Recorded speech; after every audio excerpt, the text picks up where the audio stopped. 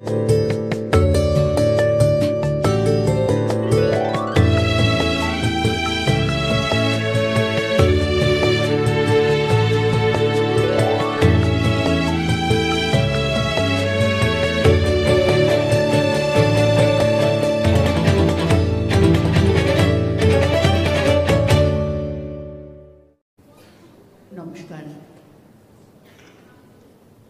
শুভ সন্ধ্যা ধীরে ধীরে রাত্রের দিকে ঝুঁকছে।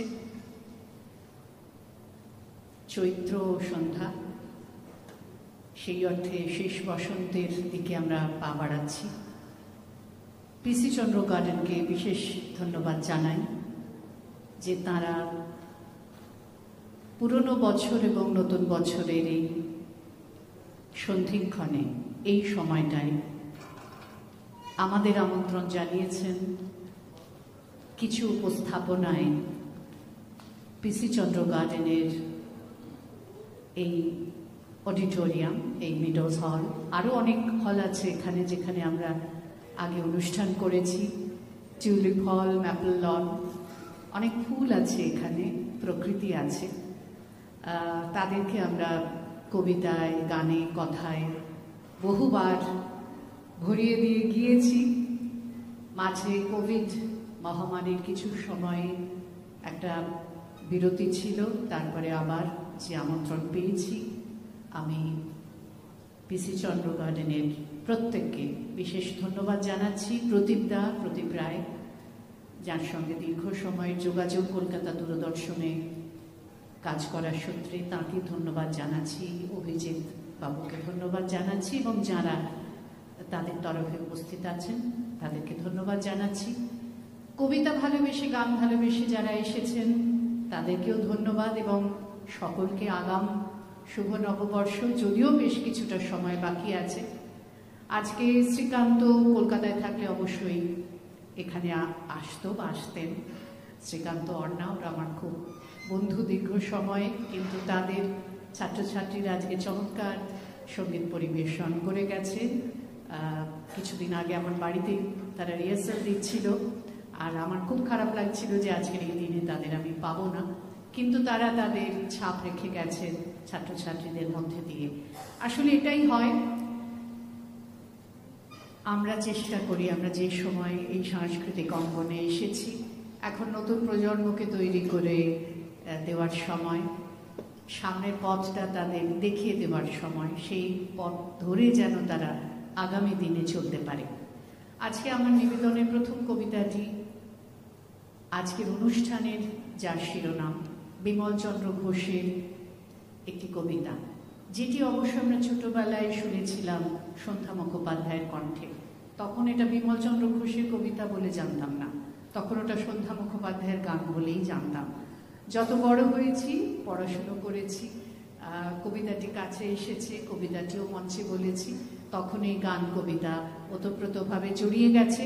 এবং আজকে সত্যি এই উজ্জ্বল এক ঝাঁক পায়রা এখানে কিছু দ্যুতি ছড়িয়ে গেল বা যাবে, কিছু আনন্দ ছড়িয়ে গেল সন্ধেবেলা। যদিও এই পায়রা শান্তির পায়রা, চৈত্রের রৌদ্রের উদ্দাম উল্লাসে তারা আকাশে উড়ে বেড়ায় শান্তির বার্তা নিয়ে। সেই কবিতা দিয়েই আজকে অনুষ্ঠান শুরু করছি।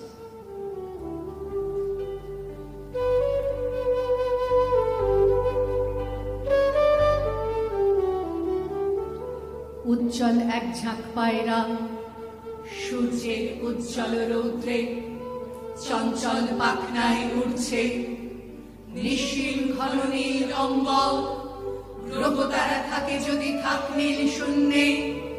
হে কাল, হে গম্ভীর অশান্ত সৃষ্টির প্রশান্ত মন্থর অবকাশ, হে অসীম উদাসীন 12 মাস, চৈত্রের রৌদ্রের উদ্দাম উল্লাসে তুমি নেই, আমি নেই, কেউ নেই, শুধু শ্বেত পিঙ্গল কৃষ্ণ এক ঝাঁক উজ্জ্বল পায়রা।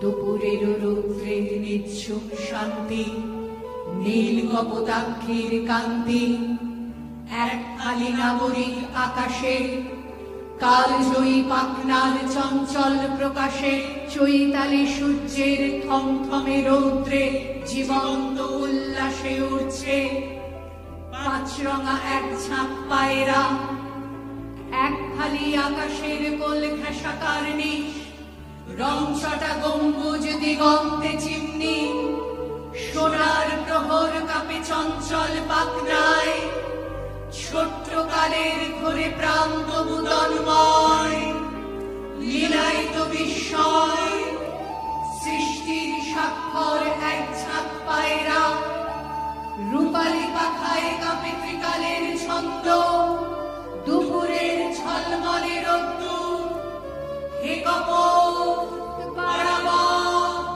পায়রা, যেদিকে দু চোখ যায় দেখা যায় যদ্দূর, রূপালী পাখায় আকাশ শূন্য, আকাশে ফুলের শ্বেত পিঙ্গল কৃষ্ণ, কম্পিত শত শত উড়ন্ত পাপড়ি, তুমি নেই আমি নেই কেউ নেই, দুপুরের ঝলমলে জীবন্ত রৌদ্রে ওড়ে শুধু এক ঝাঁক পায়রা, ওড়ে শুধু এক ঝাঁক পায়রা, ওড়ে শুধু এক ঝাঁক পায়রা।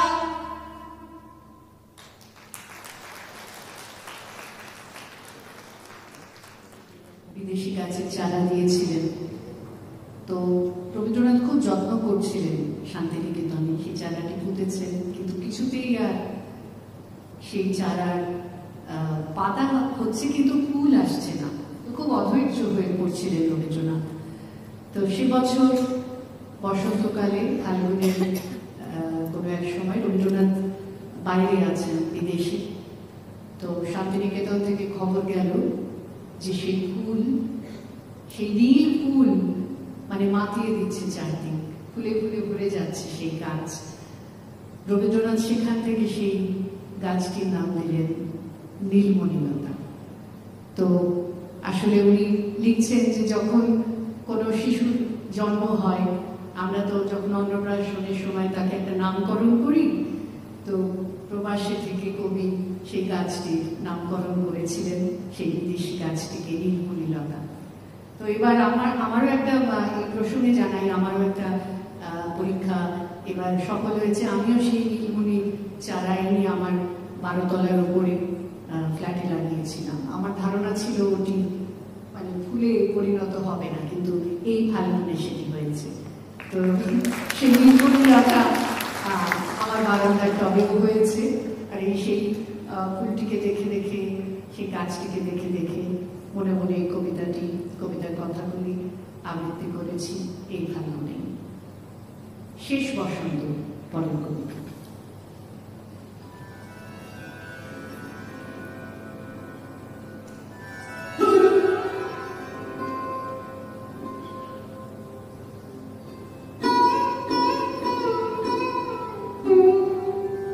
আজিকার দিন না ফুরাতে হবে মোর এ আশা মোরাতে,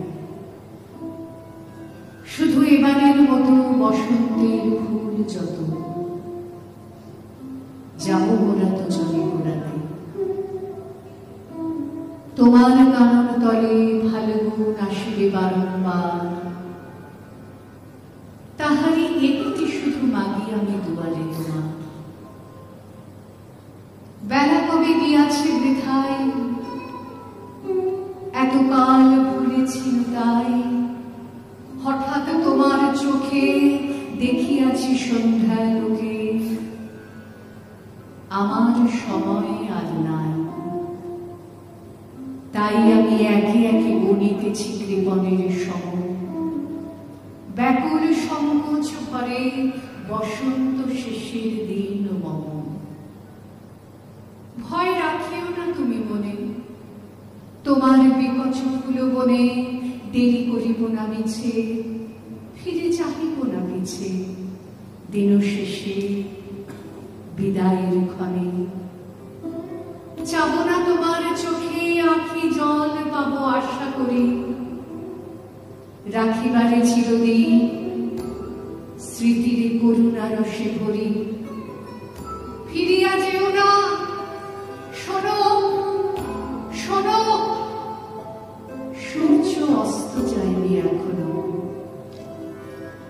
সময় রয়েছে বাকি, সময়ের দিতে ফাঁকি, ভাবনা রেখো না মনে করো।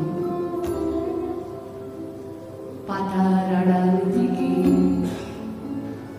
বিকেলের আলোটুকু এসে আরো কিছুক্ষণ ধরে ঝলুক তোমার কালো কেশে, হাসিও মধুর উচ্চ হাসে, অকারণ নির্মম উল্লাসে, বন সরসের তীরে ভীরু কাঠ বিড়ালেরে সহসা চকিত করো ত্রাসে।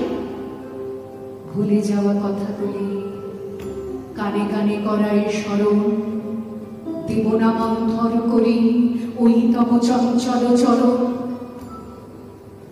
তারপরে যেও তুমি চলে, ঝরা পাতা দ্রুত পদে দোলে, নীড়ে ফেরা পাখি জবে, অস্ফুট কাকলি রবে, দিনান্তেরে ক্ষুব্ধ করি তোলে, বেণু বনচ্ছায়া ঘন সন্ধ্যায়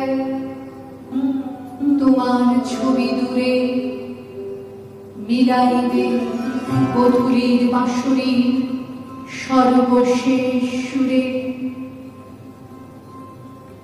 রাত্রি যবে হবে অন্ধকার, বাতায়নে বসিয়ে তোমার সব ছেড়ে যাব প্রিয়ে, সম্মুখের পথ দিয়ে ফিরে দেখা হবে না তোমার। ফেলে দিও ভরে গাঁথা ম্লান মল্লিকার মালাখানি, সেই হবে স্পর্শতম, সেই হবে বিদায়।